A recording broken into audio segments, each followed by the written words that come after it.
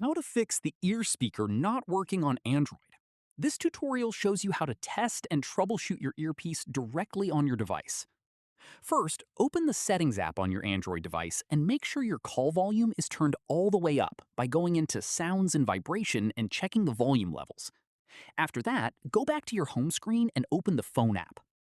From there, open the dialer and type in the code star hash 0 star hash. That's star hash 0 star hash, and your device will automatically open the built-in hardware test menu. At this point, tap on Receiver to run a test on your ear speaker specifically. In the next step, you'll hear a sound play through the earpiece. Hold the phone up to your ear to check if it's working properly.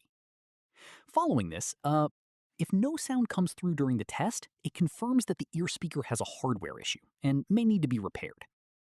Once done, press the back button or tap the screen to exit the test menu and return to your home screen. Finally, if the speaker passed the test but still doesn't work during calls, the issue may be software related. Press and hold the power button until the power menu appears and tap Restart to reboot your device and try again. And that's it. If this guide helped you fix the ear speaker issue on your Android, give it a like, subscribe for more Android tutorials, and tap the bell icon for updates. See you in the next one.